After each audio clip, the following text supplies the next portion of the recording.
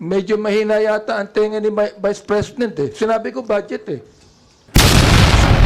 Presiding officer of this hearing. I know. Yes, sir. But the thing is, you're asking questions, Madam Chair.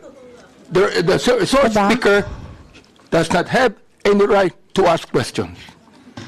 Or do you have? Where is that Madam Vice in your President, rules that Madam a Vice resource President, person this is a cannot budget hearing. request for Please, clarification? Some order, please. Some order, please. Yes, Honorable Benny Abante, you may proceed. I'm just asking a question to our resource speaker, you know, because she's asking a question and she's accusing some of the members of this committee. I just would like to find out if we are the ones that have the right to ask questions and her right is to answer the questions of the committee. Okay, so with Yun lang that- po sa akin yung point of order, Madam Chair. Yes. I think you understand me, Yes. Madam Vice President, am I right? No, sir. I'm gonna ask the chair to ask you to clarify what are my accusations. Yeah, please wait to be recognized, ma'am. Pasensya na po. Pero gusto ko lang pong tanungin si Madam Vice President, if the representatives of the people, like this House, has all the right to scrutinize the budget of any agency. Madam Chair. Madam Vice President. Madam Chair, is it a question? I think it's directed to the House. No, I'm asking you the question, Madam Chair. I'm asking the question to the resource speaker if she believes that this House, being the representative of the people, has the right to scrutinize the budget of any agency. Right, precisely. That's why I say I will leave it to the Only House of yes or no, Madam Representatives Chair? to decide Madam on Chair. the proposal Madam Chair, as presented. excuse me, Madam Chair, that can only be answerable by yes or no. Again, the chair would like to remind our guests to please be responsive to the queries of the members in the most direct manner. So please proceed, Madam Vice President. I already answered. Answer po ba yes or Madam no? Chair, perhaps my ears are not very clear, so I would like to find out if she answered yes, Madam Chair. And I will leave it to the House of Representatives I to do not decide on need her the to explain, Madam Chair. proposal as Madam presented. Chair, she has been answering the same answers since we started this query and this hearing. What I just want to ask, Madam Chair, is very simple. A simple answer of yes or no. Does the Vice President believes that this House has all the right to scrutinize the budget of any agency? I'm not just referring to the agency of the Vice President. I am referring to every agency of government, Madam Chair.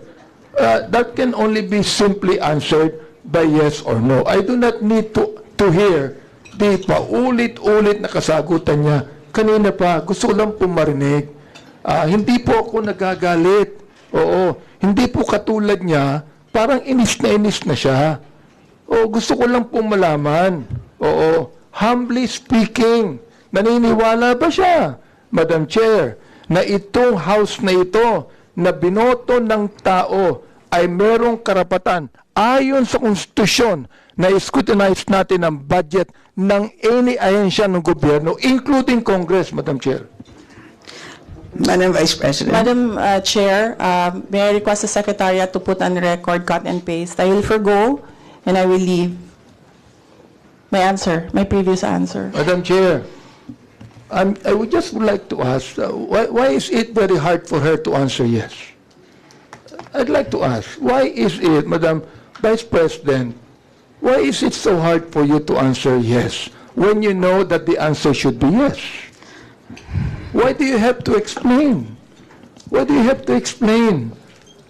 We're simple people here. I'm not even a lawyer. You are a lawyer, Madam Chair. So, this is a simple question of a simple Filipino. Meron po bang karapatan ang House na ito na scrutinize ang budget ng bawat ahensya ng gobyerno? Yun lang po ang tanong ko. Pwede pong sagutin ito ng yes or no. Kung yes, salamat. Kung no, edi salamat din. At least nalaman ng taong bayan. Madam Vice President. Madam Chair, I will forgo the opportunity to defend the OVP 2025 Madam Chair, budget I do proposal not by need question an and answer. explanation I of will the leave it answer, to the Madam House Chair. of Representatives Madam Chair. to decide if Madam it Chair. is Order, please. Madam Order, Chair, please. point of Order. order. Point of order, Madam Honorable Chair. Abante, you may proceed. I do not need her to explain, please. You have been giving the same answer for hours. The same answer for hours. Alam ko naman po ang pagnanais nyo. Why you answer the same for hours? Ngayon po, iba naman ang tanong ko.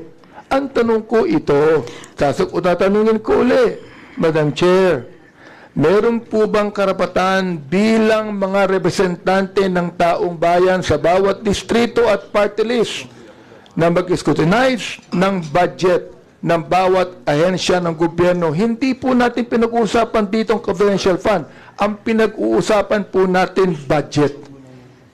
Madam Chair, before you answer, the gentleman wishes to have a direct answer, either yes or no. Are you going to provide a direct answer? Honorable Abante? So, what is the answer? I asked whether our Madam Vice President will provide a direct answer to your query, and the answer is no. May I know why? Madam Vice Madam President? And her answer is no as well. I don't think that would be the right answer. The question is, may I know why? And her answer is no. Would that be the right answer to the question why? Madam Vice Madam President, you wish to comment? Madam Chair, hindi dahil hindi nyo gusto yung mga sagot ko, hindi nyo gusto yung manner ng pagsagot ko, at hindi nyo gusto ang mga sinasabi ko, hindi ibig sabihin na Madam Chair. hindi ka sinasagot Madam Chair, ang mga point of tanong. order. Yes, Honorable Mali po Abante. yata ang sinasabi niya, hindi nyo gusto, hindi yung nyo. Madam Chair, huwag niyong isali dito ang aking mga kasamahan dito. Ako ang nagtatanong. Sabihin mo sa akin, hindi ko gusto ang tanong mo. Yun lamang ang dapat niyang sabihin sa akin. Sapagkat hindi ko rin gusto ang sagot niya. Madam Chair, ganun lang. Oo. Ano po ang sagot niya? Madam Vice President, do you wish to? Madam Chair, Answer. there's no question. The Honorable Abante is asking for a question, for a response. Ano po ang sagot niya? Yan ang huli po niyang sinabi. I request that the question be repeated. Honorable Abante, kindly The repeat answer- your question, not the- to be The answer is what? included in your time. To please repeat your last question. Ito po, ang tanong ko kanina, meron po bang naniniwala po ba ang ating Vice President na meron pong karapatan ang mga representante ng taong bayan, ng mga distrito at mga party list na scrutinize po namin ang budget ng bawat ahensya, hindi po lang ahensya niya, ng bawat ahensya ng gobyerno? Yes o no lang po ang sagot yan. Ang tanong ko po, Madam Chair, kanina ayaw niya sumagot. Ang sagot niya, ayaw niya sagutin. So ang tanong ko ito, may I know why? Ang sagot niya, no.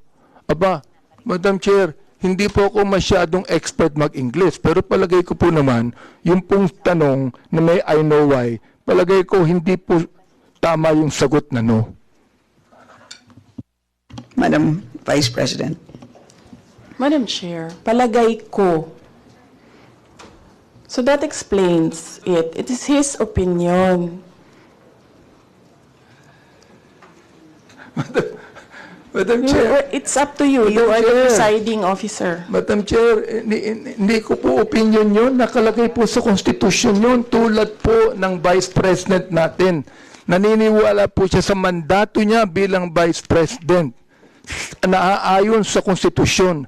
Gayon din po ang mandato natin dito na meron tayong karapatan mag-scrutinize ng budget ng anumang ahensya ng gobyerno ayon sa konstitusyon. Ang tanong ko sa kanya, naniniwala ka ba doon? Madam Vice President. Madam Chair, umikot na po tayo. Bumalik na tayo sa simula. Natapos na yon, nasagot na. Ang sinabi, palagay ko, hindi iyan ang tamang sagot. Kung hindi niya gusto yung sagot ko, hindi ibig sabihin na hindi ako sumagot. Madam Chair, palagay ko, hindi po siya sumagot sapagkat inuudit lamang niya ang sinabi niya. O ito po ang gusto kong tanungin sa kanya. Pag pwede ba, Madam Chair, pakiulit mo yung sagot mo na isinasagot mo ng paulit-ulit kanina pa, Madam Chair. Gusto ko lang ulit marinig. Gusto ko lang ulit mai-record. Pakiulit mo lang ang sagot mo sa lahat ng mga tanong na tinatanong dito mula pa kanina. Madam Vice President. Madam Chair, I do not want to assume, so I would like to be clarified. Is this the OVP 2025 budget proposal or the confidential funds? Madam Chair, sinabi ko budget eh. Hindi ko sinabing confidential fund. Sinabi ko budget. Medyo mahina yata ang tenga ni Vice President eh. Sinabi ko budget eh. Hindi confidential fund. Sinabi ko na wala akong pakialam sa confidential fund. Ang pakialam ko ganito. Meron pang karapatan. Naniniwala ba siya na ang Kongreso ay merong karapatan mag-scrutinize ng budget ng anumang ehensya? Yun po ang tanong ko. Sagutin po niya yes or no. Ngayon, ayaw niya sagutin ng yes or no, sabihin niya sa akin ang sagot niya kanina ng paulit-ulit sa lahat ng mga tanong ng ating mga kulig. I will forgo the opportunity to defend the Office of the Vice President 2025 budget proposal by question and answer, and I will leave it to the House of Representatives to decide on the proposal as presented. Madam Chair, maraming salamat po. Ibig sabihin po, yung kasagutan niya na paulit-ulit, naniniwala siya na mayroong karapatan ang Kongresong ito na i-scrutinize ang budget. Kahit ang budget na yan nagsimula ng 2023, meron pa rin karapatan ang Kongresong ito na i-scrutinize ang budget. Maraming salamat, Madam Chair. Maraming salamat po, Vice President. Salamat.